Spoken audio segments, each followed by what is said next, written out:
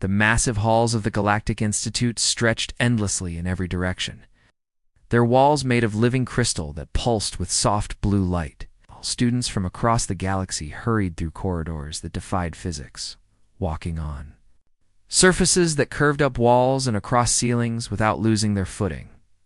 Professor Valtera stood 8 feet tall in her advanced quantum mechanics classroom, her forearms moving gracefully as she manipulated holographic equations that floated in midair.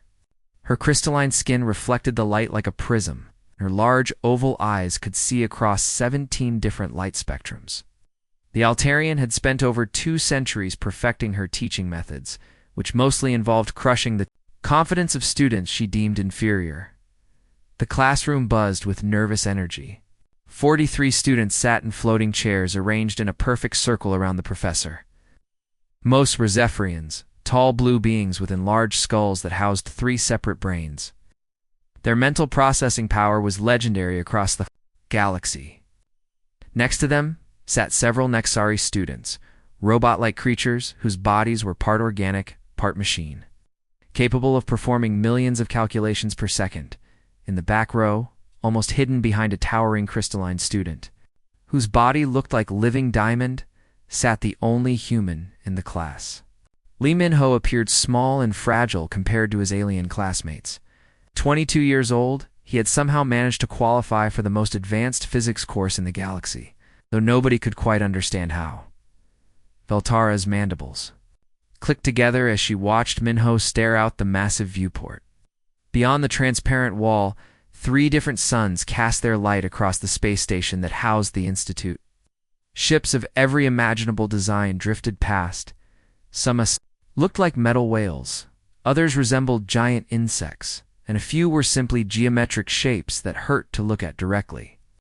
Another dreamer, Valtera thought to herself, remembering the last human student she'd taught 15 years ago. That one had dropped out after 3 weeks, claiming the coursework was impossible for human minds to grasp. She'd agreed completely. The recent decision by the Galactic Council to admit humans to higher education had caused controversy across civilized space. Most species viewed Earth's inhabitants as barely evolved primates who had stumbled onto space travel by accident. Their technology was primitive, their lifespans pathetically short, their mental capabilities seemed limited to basic survival instincts.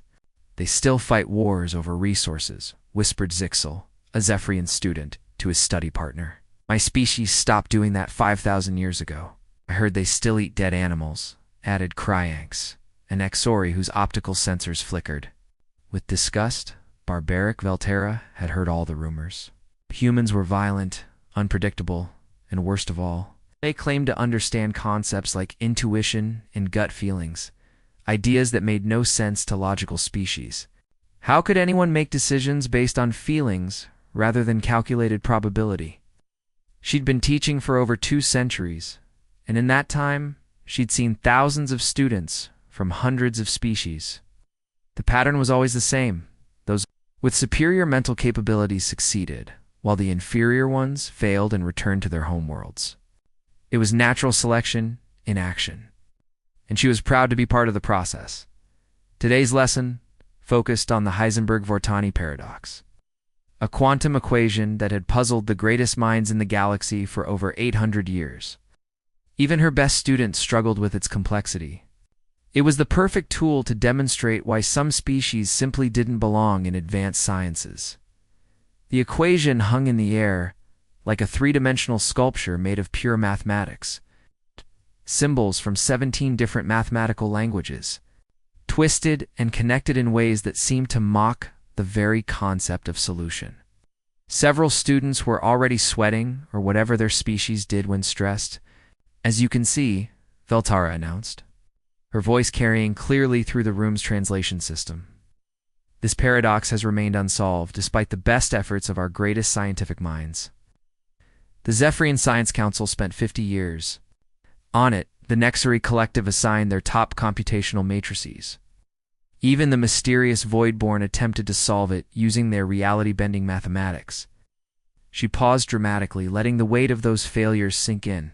If such advanced species couldn't solve it, What hope did anyone else have? That's when she noticed Minho again. The human was still staring out the viewport, seemingly oblivious to the lesson. His dark hair caught the light from the distant suns, and his expression was almost peaceful. It was infuriating. Typical human behavior, she thought. No respect for the magnitude of knowledge being shared. The other students had noticed too. Several Zephyrians exchanged glances, their triple brain formation allowing them to communicate telepathically. The Nexar students' optical sensors focused on the human with something resembling curiosity. Veltara made her decision. She would use this moment to teach everyone a valuable lesson about knowing one's place in the galactic hierarchy. "Mr. Lee," she called out, her voice sharp enough to cut through the ambient hum of the space station's systems. Minho's head turned slowly, his dark eyes focusing on the professor. There was something unsettling about his gaze. It wasn't the panicked look she expected from a student caught daydreaming. Instead, he seemed almost ... calm. "Perhaps you'd like to solve the Heisenberg-Vortani paradox for us," she continued, gesturing toward the floating equation. "Since you seem so engaged with the lesson." Sarcasm in her voice was unmistakable. Even through the translation system, several students shifted uncomfortably in their seats. They'd seen Professor Veltara destroy students' confidence before, but never with such obvious malice. The classroom fell completely silent. Even the gentle hum of the station's life support systems seemed to fade away. 42 pairs of alien eyes focused on the lone human as he slowly stood up. Minho looked small and vulnerable as he rose from his chair. But something in his posture suggested he wasn't intimidated. He glanced once more at the viewport, as if drawing strength from the stars beyond, then walked calmly toward the center of the room where the impossible equation waited. "Of course, Professor," he replied, his voice steady and clear. "I'd be happy to take a look at it." Minho's footsteps echoed softly on the crystalline floor as he approached the center of the classroom. The holographic equation towered above him like a monument to impossibility, its twisted symbols glowing with an eerie blue light that cast strange shadows across his face. Each mathematical component seemed to pulse with its own life, defying anyone who dared to understand it. The other students pressed forward in their floating chairs, creating a tight circle around the spectacle about to unfold. Most wore expressions of barely contained excitement, the kind people get when they're about to witness a disaster.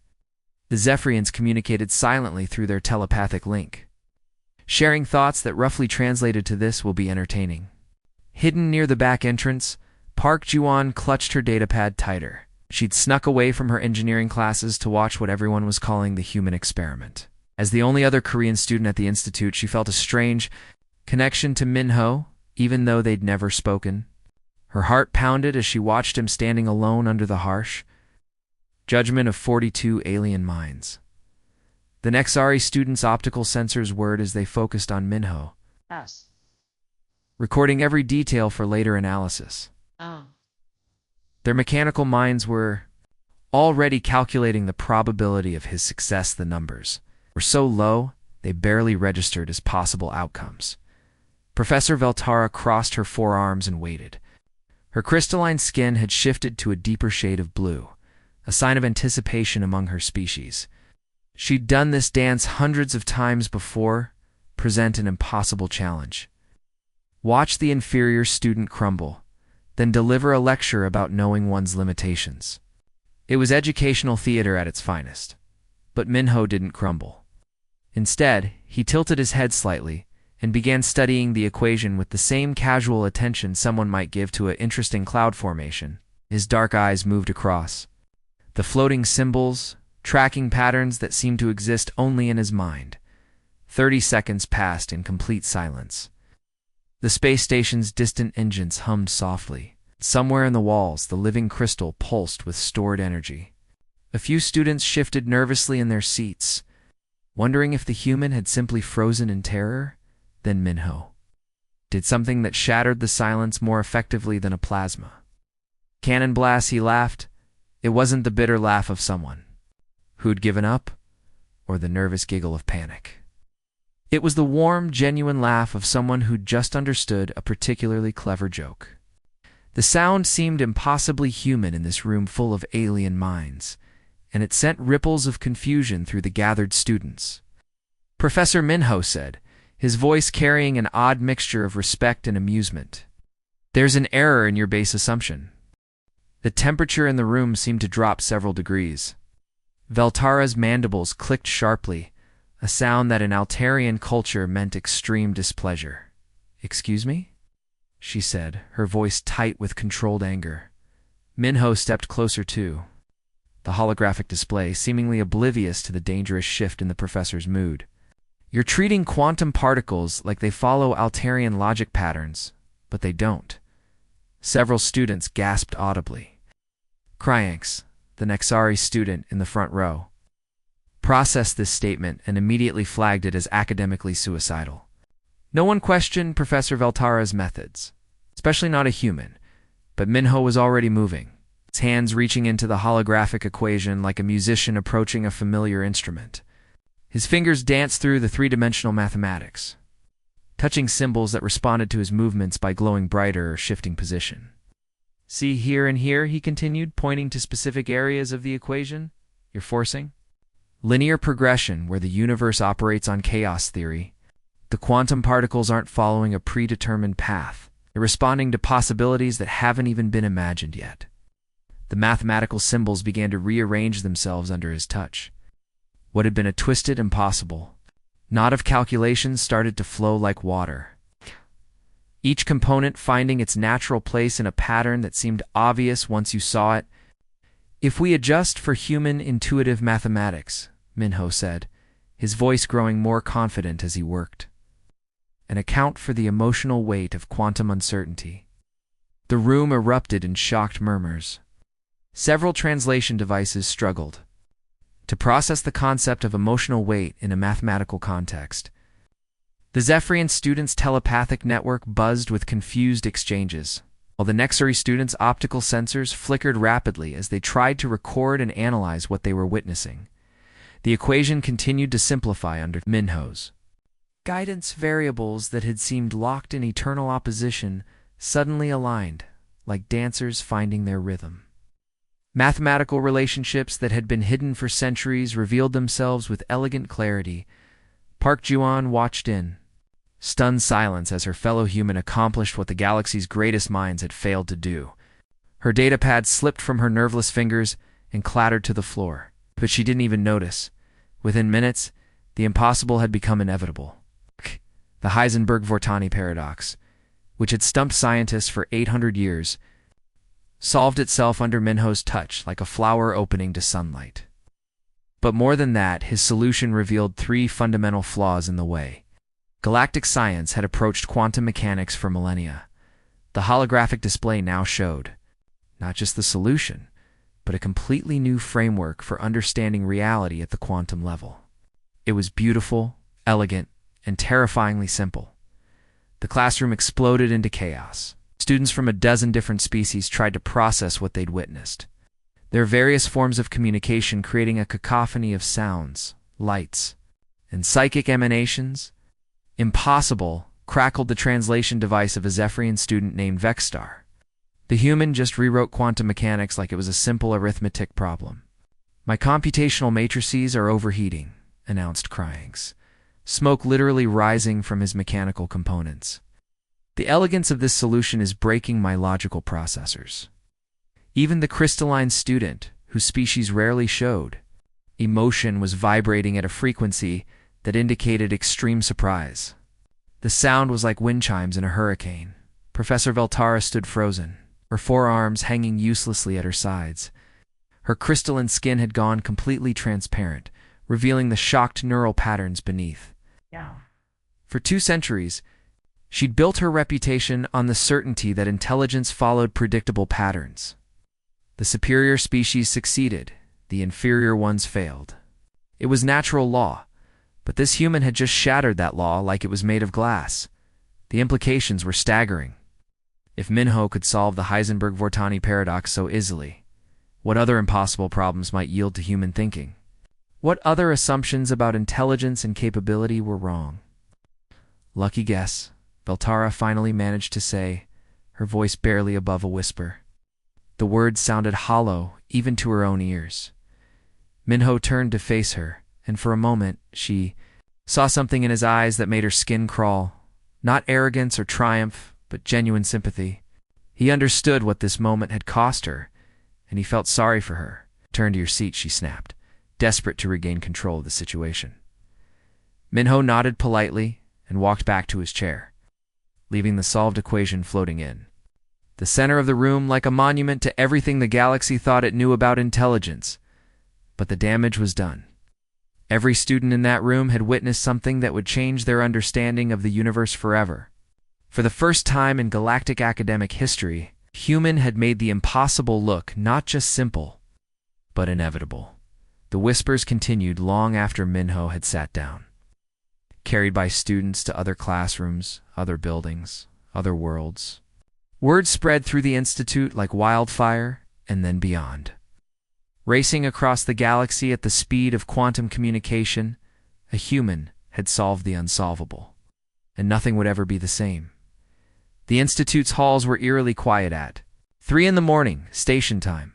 Emergency lighting cast long shadows across the crystalline walls as Professor Veltara paced through her private quarters, her forearms moving restlessly as her mind raced. Sleep had been impossible. Every time she closed her eyes, she saw Minho's hands dancing through that impossible equation, making centuries of scientific doctrine crumble like dust. Her personal terminal glowed softly in the darkness, displaying the Academy's secure database. As a senior professor, she had access to detailed student records, psychological profiles, academic histories, even medical data. She'd never used this privilege to investigate a student before, but desperate times called for desperate measures. "There has to be an explanation," she muttered, her crystalline skin flickering with nervous energy. "Humans don't just solve the impossible."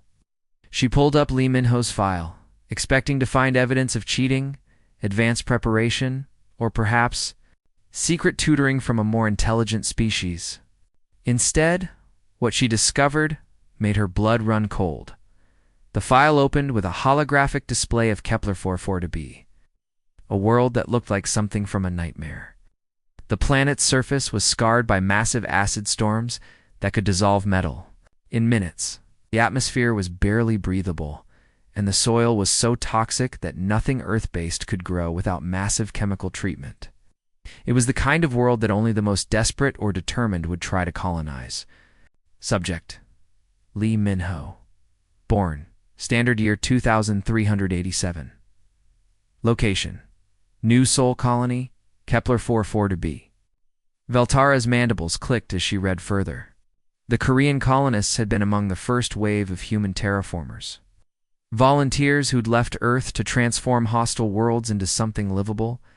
It was dangerous work that killed more people than it saved, but humans seemed drawn to impossible challenges. The file showed images of Minho's parents, Kim Tae-young and Choi Hannah.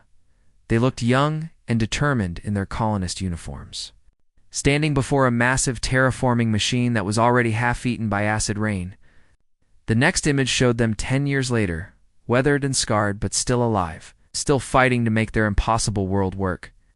The boy learned mathematics not in classrooms, Veltara read aloud, but by calculating survival odds during acid storms and figuring out water extraction rates from hostile soil. She pulled up more records, diving deeper into Minho's childhood. What she found defied everything she thought she knew about education and intelligence. While other species learned in controlled environments with the best teachers and resources, Minho had learned by solving real problems with life-or-death consequences at age 7. He'd calculated the optimal shelter angles to survive category 5 acid storms. At 10, he'd figured out how to extract drinking water from soil that was literally toxic to human life. By 15, he was helping design atmospheric processors that could operate in conditions that would destroy normal machinery. But the most disturbing part was his test scores. Veltara had seen thousands of student profiles, and they all followed predictable patterns. Zephyrians excelled in theoretical physics and mathematics. Nexari dominated in computational sciences and engineering. Crystalline students mastered energy manipulation and quantum mechanics. Each species had its strengths and weaknesses clear, boundaries that defined their capabilities. Minho's profile looked like someone had thrown the scoring system into a blender. His mathematical abilities were off the charts, but so were his artistic scores. He was simultaneously brilliant and seemingly chaotic, creative and logical, intuitive and mathematical. He excelled in areas that should have been mutually exclusive. "This makes no sense," Veltara whispered, her skin shifting to a deep purple color that indicated confusion and fear. How can someone be both perfectly logical and completely intuitive? She decided to investigate further. Using her access to the Academy's surveillance systems, she began monitoring Minho's other classes. What she discovered over the next few days shattered her understanding of intelligence itself. In advanced wormhole navigation, she watched as 30 students worked on a problem that typically took 12 hours to solve. The Nexari students immediately began running complex calculations, their mechanical minds processing millions of variables per second. The Zephyrians formed telepathic networks, sharing their triple brain processing power to tackle different aspects of the problem. Minho closed his eyes and sat perfectly still for 5 minutes. When he opened them, he walked to the holographic display and entered a solution that was not only correct, but 30%. It's more efficient than the accepted method that had been used for centuries. Professor Crixvon, the Altarian instructor, stared at the display in shock. "Sturdley, please explain your methodology." "I visualized the space," Minho replied simply. "I imagined what it would feel like to travel through it, and the path just ... appeared." The other students exchanged bewildered glances. Visualizing space, feeling paths through wormholes. These weren't scientific methods. They were barely even coherent concepts. Veltara continued her secret observations. In quantum biology, she watched Minho solve genetic puzzles by treating DNA like music, finding harmonies and base pairs that other students couldn't detect. In stellar engineering, he designed more efficient fusion reactors by thinking about how stars wanted to burn. The pattern was always the same. While other species applied logic, mathematics, and computational power, Minho seemed to understand problems on an emotional level. He didn't just solve equations, he felt their solutions. After a particularly challenging temporal mechanics class, Veltara overheard Song Mira, one of her brightest Zephyrian students, approach Minho in the hallway. "How did you do that?" Mira asked, her 3 brains still processing the solution Minho had provided to a time paradox problem. "My entire neural network is running calculations, and I can't even understand your methodology." Minho looked genuinely confused by the question. "I don't know," he replied honestly. "I just ... felt where the space wanted to bend. Time isn't really linear, you know? It's more like a river with currents and eddies. You have to feel the flow to navigate it." Veltara felt a chill run through her crystalline body. She'd been listening to the conversation from around the corner, and Minho's explanation made her skin crawl. Not because it was wrong, but because it might be right. Over the following weeks, she documented more instances of Minho's inexplicable abilities. He could predict solar flare patterns by listening to stellar radiation. He solved complex engineering problems by imagining himself as the machine. He even helped a struggling void-born student understand dark matter by suggesting they think of it as shy energy that doesn't like being noticed. Each observation added to a growing pile of evidence that terrified her. Humans weren't just different from other species, they were operating on principles that the galaxy's greatest minds couldn't even comprehend. They seemed to have access to information that shouldn't exist. Insights that came from sources beyond logic and calculation. The worst part was that Minho seemed completely unaware of how extraordinary his abilities were. He answered questions with the casual confidence of someone discussing the weather, never realizing that he was casually rewriting the laws of physics with every solution. One night, after watching him solve a problem that had stumped the academies supercomputers for 3 months, Veltara sat alone in her quarters and faced a truth that shook her to her core. For 2 centuries, she'd believed that intelligence was a measurable, predictable thing. Superior species succeeded, inferior ones failed. It was natural law. But what if she'd been wrong? What if intelligence wasn't a ladder with clear steps, but something more like a vast ocean with currents and depths that her species had never learned to navigate? The humans weren't just different.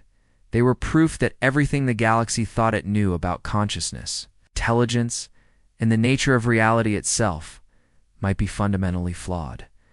And if that was true, then the implications were staggering.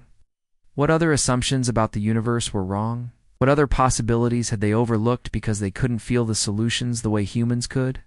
Veltara stared out her viewport at the stars beyond, wondering if she was witnessing the beginning of a new age in galactic civilization, watching her entire worldview collapse like a house of cards. The answer, she suspected, was both. The Academy's grand amphitheater buzzed with nervous energy as the semester's final challenge began. The massive dome-shaped room could hold 3,000 beings, and today it was packed to capacity.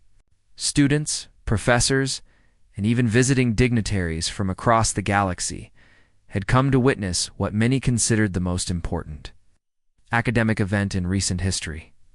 At the center of the amphitheater, a holographic display showed the Kepler-9 system in all its dying glory. 3 planets orbited a red giant star that was slowly consuming itself, their surfaces cracked and lifeless. The magnetic fields that once protected these worlds were failing, and their atmospheres were bleeding. Away into space, it was a cosmic tragedy playing out in slow motion. Professor Veltara stood among the panel of judges, her crystalline skin reflecting the red light of the dying star. Beside her sat Dr. Crixton, the galaxy's leading terraforming expert, whose tentacled form rippled with anticipation. The void-born judge remained motionless, existing partially in another dimension, while the crystalline representative vibrated at frequencies that indicated extreme focus. Ladies, gentlemen, and entities of various classifications announced. The Academy's Chancellor, today's challenge will test not just your knowledge, but your ability to think beyond conventional boundaries. You have 6 hours to design a method to terraform the Kepler-9 system and return it to habitability. Failure means immediate academic dismissal. The stakes couldn't be higher. This wasn't just a test. It was a proving ground for the next generation of galactic leaders. The teams that succeeded would go on to shape the future of space colonization. Those that failed would return to their homeworlds in shame. 12 teams had been selected, each representing different approaches to problem solving. Team 1 consisted entirely of Zephyrians, their triple brain formation allowing them to process information at incredible speeds. Team 3 was made up of Nexary computational specialists, who could run simulations that would take other species years to complete. Team 8 included members of the mysterious Voidborn, who could manipulate reality in ways that defied conventional physics. Team 7 looked almost pathetic by comparison. Minho sat with 2 Nexari computing prodigies, X7 Alpha and Binary 9, their mechanical bodies humming with processing power. Next to them sat Han Jisoo, a Korean human who specialized in atmospheric engineering. She'd grown up on the same colony world as Minho, and her practical experience with hostile environments made her invaluable for terraforming projects. As the timer began, the amphitheater erupted into controlled chaos. Team after team activated. Massive holographic displays, running simulations that painted the air with complex mathematical equations. The Zephyrians formed a telepathic network that pulsed with shared consciousness. The Nexary teams began calculating at speeds that made their cooling systems work over time. Team 7's corner remained oddly quiet. While other teams filled the air with the sound of worry, computers, and crackling energy, Minho and Jisoo sat in what appeared to be casual conversation. The traditional approach would be to reignite the star, X7 Alpha announced, his optical sensors analyzing the system data. But the energy requirements are astronomical. We'd need to build a stellar furnace the size of a moon, or redirect matter from the outer gas giants, suggested Binary 9, her mechanical voice precise and calculated. But the gravitational disruption would destroy the inner planets we're trying to save. Minho studied the holographic display, his dark eyes tracing the orbital patterns of the dying worlds. "We're thinking about this wrong," he said quietly. "We're trying to force the system to be something it's not." The Nexari student's optical sensors flickered with confusion. "Please elaborate," X7 Alpha requested. "Need to think like the planets," Minho continued, his voice gaining confidence. "What would a dying world want to become? What does it need? To feel alive again?" Binary Needs processors struggled to parse this request. Planets do not have desires. They are astronomical bodies, governed by physical laws. Jisoo leaned forward, her eyes lighting up with understanding. "But what if we treated them like they do? The magnetic field is collapsing because the core is cooling, but what if we could make it want to stay hot?" The Nexari students exchanged glances that would have been confused if they'd had organic faces. Their programming had no framework for understanding celestial bodies in emotional terms. But Minho was already moving, his hands reaching into the holographic display. Instead of running calculations or building simulations, he began to feel the system, imagining himself as part of it. Closed his eyes and visualized the dying star's pain, the planet's desperate struggle to maintain their protective fields. The slow dance of gravity and magnetism that held everything together. "The star isn't dying," he said suddenly, his eyes snapping open. "It's just tired. It's been burning for billions of years, and it's forgotten how to burn efficiently." What followed was unlike anything the Academy had ever witnessed. While other teams attacked the problem with brute force calculations and massive engineering projects, Team 7 began building something that looked more like poetry than science. They didn't design machines to restart the star. They created a resonance pattern that would remind it how to burn cleanly. They didn't build artificial magnetic field generators. They found a way to sing the planetary cores back to life using harmonic frequencies that would make the molten metal dance. Jisoo worked on atmospheric processors that didn't just clean the air but made it eager to support life. Her designs looked like living creatures, elegant and organic, that would work with the natural cycles of weather and climate rather than against them. The Nexari students found themselves swept up in this new approach. Their computational abilities focused not on calculating outcomes, but on modeling the emotional responses of celestial bodies. Their processors had never been asked to simulate how a planet might feel. They adapted with surprising enthusiasm.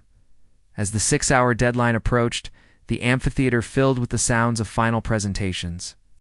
Team after team presented their solutions, massive engineering projects that would take centuries to complete and cost the resources of entire star systems.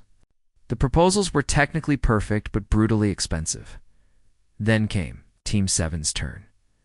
Minho stood before the panel of judges, the holographic display showing not complex machines or impossible constructions, but something that looked almost elegant in its simplicity. Their terraforming method worked with the natural forces of the system, creating a cascade of positive changes that would cause the star system to heal itself. Rather than forcing the system to change, Minho explained, "We're giving it permission to remember what it used to be.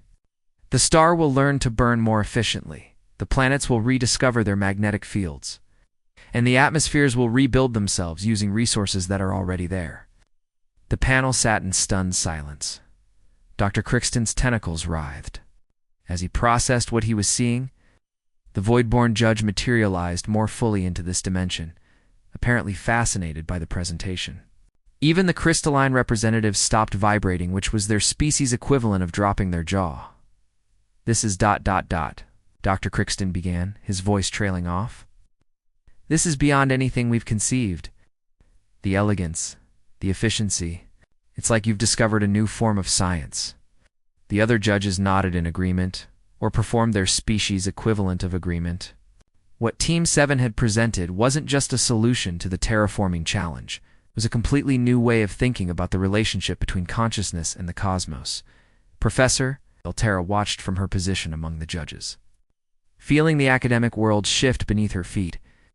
The humans hadn't just solved the problem, they'd revealed that the galaxy's greatest minds had been thinking too small, too mechanically, too limited by their own assumptions about how the The universe worked. Around the amphitheater, students from dozens of species sat in shocked silence. They'd witnessed something that would change everything they thought they knew about science, consciousness, and the nature of reality itself. The age of human influence and galactic civilization had begun, and nothing would ever be the same. Grand opening of the Department of Intuitive Sciences drew visitors from across the galaxy. Starships of every imaginable design crowded the space around the Academy, sleek Zephyrian vessels that moved like liquid mercury, massive Nexari craft that resembled floating cities, and even mysterious void-born ships that seemed to exist in several dimensions at once. Lee Min-ho stood at the entrance of his new research facility, still barely believing that he was now the youngest department head in the Academy's 1,000-year history. At 23, he was responsible for revolutionizing how the galaxy understood consciousness, intelligence, and the nature of reality itself. The facility itself was a marvel of hybrid engineering. Traditional Altarian crystal technology merged seamlessly with human intuitive design, creating spaces that felt alive and responsive. The walls pulsed gently with bioluminescent patterns that shifted based on the emotional state of the occupants. Research labs were arranged not in rigid geometric patterns, but in organic flows that encouraged creative thinking. Director Lee called Dr. Crixton as he approached with his usual tentacled grace. The Galactic Science Council has approved your request for expanded funding. It seems everyone wants to understand how humans think. Minho nodded gratefully. The transformation had been swift and overwhelming. 3 months ago, he'd been a struggling student trying to survive Professor Veltara's attempts to humiliate him. Now he was leading research that would reshape galactic civilization in one of the facility's main laboratories. Professor Veltara worked alongside Yoon Seok-jin, Korean linguist who specialized in teaching alien species how to incorporate emotional logic into their problem-solving. The irony of their partnership wasn't lost on anyone. The professor who had tried to prove human inferiority was now learning from the species she'd once dismissed. The key, Seok-jin explained to a group of fascinated Zephyrian students, is to stop thinking of emotions as obstacles to logic. Instead, think of them as additional data sources. When you feel confused by a problem, that confusion is telling you something important about the nature of the problem itself. One of the Zephyrians, a young student named Vextel, raised her hand. But emotions are chaotic and unpredictable. How can we use chaos to solve ordered problems? Chaos isn't the absence of order, Seok-jin replied with a gentle smile. It's a different kind of order that we haven't learned to recognize yet. Watch. I activated a holographic display showing a complex orbital mechanics problem. Traditional approach says we calculate every variable and find the optimal solution. But what if instead we ask, what do these planets want to do? What would make them happy? The Zephyrian students' triple brain networks hummed as they processed this concept. Slowly, tentatively, they began to approach the problem not as a mathematical exercise but as a conversation with celestial bodies that had their own desires and preferences. The results were remarkable. Solutions that had taken weeks to calculate using traditional methods emerged naturally within hours when approached with emotional intelligence. Meanwhile, in another part of the facility, Park Ji-won and Nam Yuna worked with a team of mixed species, researchers on developing new spacecraft designs. The 2 Korean humans had arrived at the Academy just weeks after Minho's breakthrough, part of a sudden influx of human students that universities across the galaxy were now actively recruiting. Traditional ships fight against space, Juwon explained to her Nexari teammate. Circuit 7. They use brute force to push through vacuum and resist gravitational fields. But what if we designed ships that dance with space instead? The resulting designs looked nothing like conventional spacecraft. Instead of angular metal constructions, they resembled living creatures, elegant, organic forms that moved through space like dolphins swimming through water. These ships didn't just travel faster than their predecessors. They seemed to enjoy the journey, their biomechanical systems humming with contentment as they slipped through wormholes and surfed gravitational waves. The transformation wasn't limited to the Academy. Reports came in from across the galaxy of human-alien collaboration producing breakthrough after breakthrough.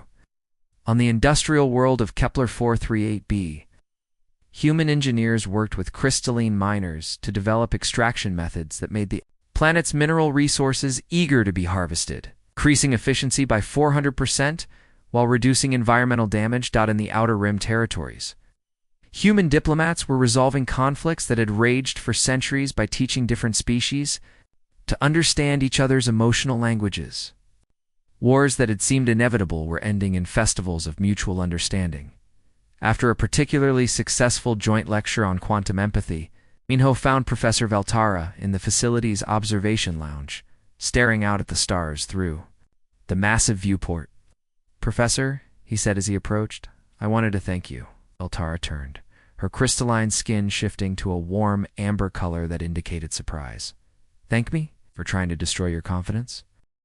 "For challenging me," Minho replied with a gentle smile. "Without that push, I might never have realized what humans could offer the galaxy.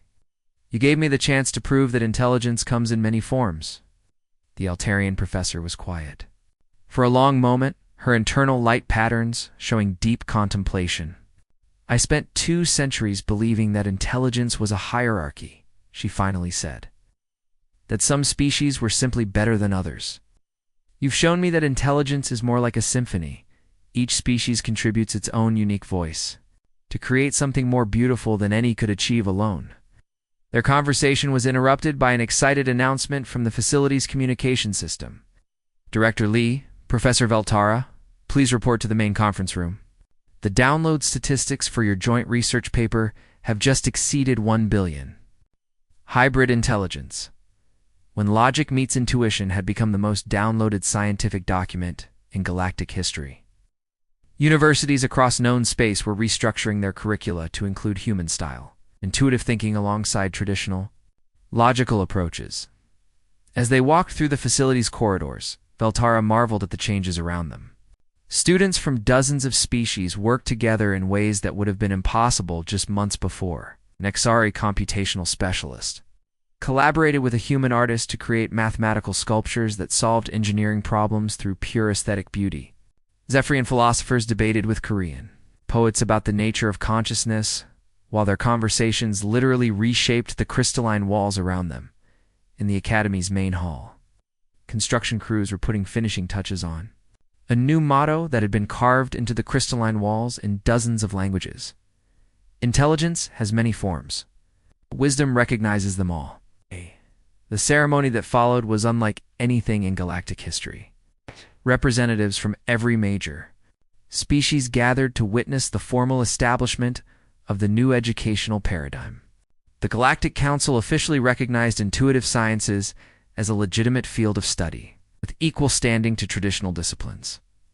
But perhaps the most significant moment came when Valtara introduced her new advanced quantum mechanics class. Among the students were Park Ji-won and Nam Yuna, 2 Korean humans who took their seats with the quiet confidence of those who knew they belonged.